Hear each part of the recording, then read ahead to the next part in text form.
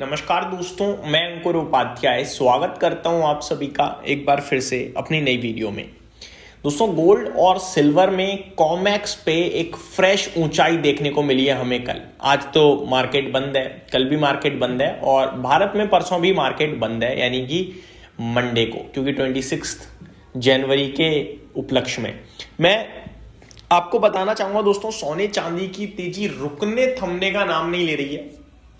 2 दिन पहले एक शार्प डिप देखने को मिली, काफी इन्वेस्टर्स परेशान भी हो रहे थे क्योंकि ईटीएफ्स में काफी शार्प सेल ऑफ देखने को मिला। कुछ ईटीएफ तो मॉर्निंग में अराउंड 25% तक क्रैश हुए थे, लेकिन इवेंचुअली धीरे धीरे रिकवर होकर वो 10-12% की गिरावट के साथ बंद हुए।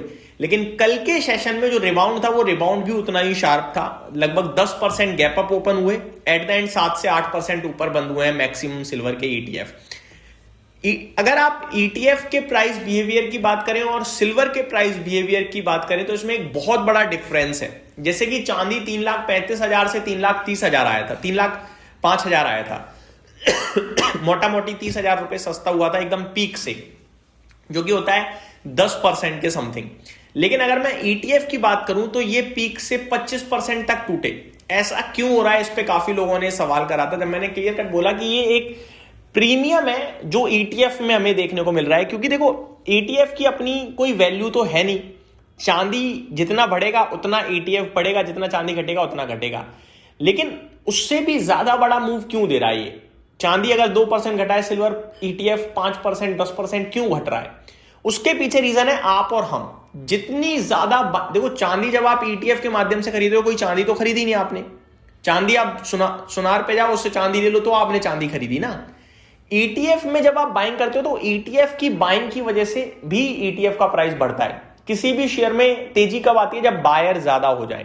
तो ईटीएफ में भी ऐसे ही बहुत हैवी बायर है इस समय, बहुत हर बंदा ही निवेश करना चाहता है कहीं ना कहीं सिल्वर ईटीएफ में। तो उसकी वजह से भी ईटीएफ को एक अलग प्रीमियम मिल रहा है, यानी कि और तेजी बन रही है।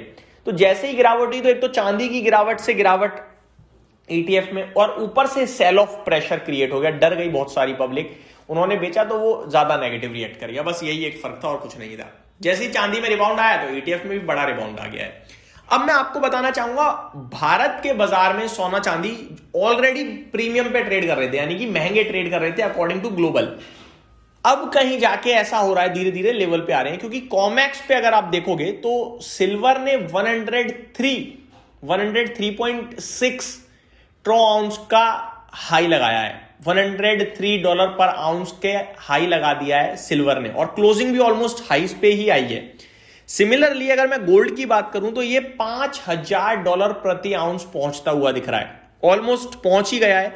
एग्जैक्टली अगर आप नोटिस करोगे तो $49.91 प्रति आउंस का इन्होंने हाई लगाया है। दैट मीन्स आप कह सकते हो कि सोने चांदी ने ग्लोबल मार्केट्स में बड़ी तंगड़ी तेजी दिखाई है।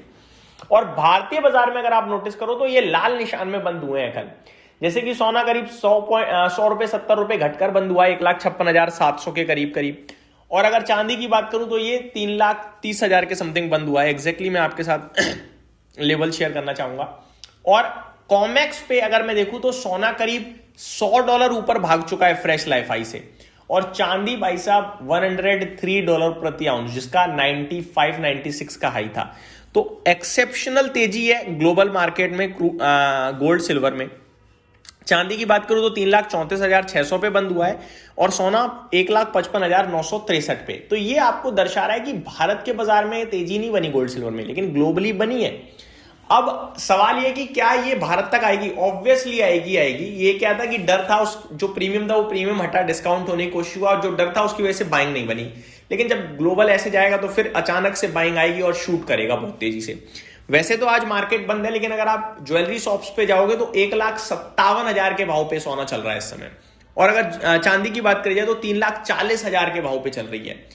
ट्यूसडे पूरी पॉसिबिलिटीज है, अगर कॉमेक्स पे कुछ दिक्कत नहीं आई। अगर आ गई तो मैं मंडे आपके साथ शेयर कर ही दूंगा। लेकिन अगर मंडे कुछ नहीं हुआ, न्यूट्रल रहा, तो ट्यूसडे हमारे यहाँ सोना चांदी में मेरे को लगता है बढ़िया एक्शन होना चाहिए। जैसे कि चांदी करीब 3,40,42,000 पहुंच सकता है, और सोना 1,57,58,000 जा सकता है। मेरे को लग रहा है कि गोल्ड 1,60,000 की तरफ बड़ा एग्रेसिवली बढ़ रहा है। वहीं सिल्वर की बात करूं तो ये 3,60,000 की तरफ एग्रेसिवली जा रही है। थोड़े से लेवल्स मैं आप सभी के साथ शेयर करना चाहूंगा जो एनालिस्ट प्रिडिक्ट कर रहे हैं इस समय। अगर कॉमेक्स की बात करें तो सिल्वर पे 105 टू 108 डॉलर प्रति आउंस की बात करी जा रही है। सिंपल भाषा में बताऊं मैं आपको तो अगर भारतीय मार्केट में बात करी जाए तो 3,50,000, 3,60,000 और 3,80,000 ये कुछ रेट हैं जो आते हुए दिख रहे हैं इस समय। वहीं अगर गोल्ड की बात करी जाए तो $5,000 के बाद बड़े टारगेट आ रहे हैं $5,400 प्रति आउंस के, जो कि अपने आप में काफी बड़े हैं। अगर मैं सिटी वाइज गोल्ड और सिल्वर की बात करूं आप सभी के साथ, तो गोल्ड की बात करना चाहूंगा यहां पे। सबसे पहले चेन्नई में सबसे महंगा ऑलमोस्ट ट्रेड कर रहा है 1,58,740। तो ये जो भाव है ना, ये आपको दिख जाएगा स्पॉट में आने वाले समय में 2-4 दिन में ज्यादा से ज्यादा। मुंबई में 1,57,160 दिख रहा है, दिल्ली में 1,57,310 दिख रहा है, और यही ऑलमोस्ट रेट है।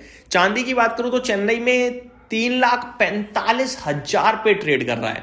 सबसे सस्ता बात करूं दोस्तों अगर मैं, तो चंडीगढ़ में 3,40,100 पे ट्रेड कर रहा है 1 किलो के अगर चांदी की बात करी जाए तो कहने वाली बात यह है कि सोना चांदी के जो निवेशक हैं डेफिनेटली अभी और बने रहें, डटे रहें, पैसा बनेगा, आप बनाएं, बट बल्क में लेना झेल नहीं पाओगे। मैं फिर बता रहा हूं, सोना चांदी पुरानी तरह नहीं रहे हैं, वॉलेटिलिटी बहुत हाई हो चुकी है। अगर आप कहोगे कि भैया आप मोटा एक साथ लगा के बैठ सकते हो रिलैक्स होकर, जिस दिन 20% का मूव दे दिया आपका पोजीशन कट जाएगी। इसलिए लिमिटेड लो, डिप्स में लो और बैठे रहो, ये मेरी तरफ से बेस्ट विकल्प हो सकता है। उम्मीद करता हूं डिटेल्स पसंद आई होंगी। Thank you so much for watching this video. Have a great day guys.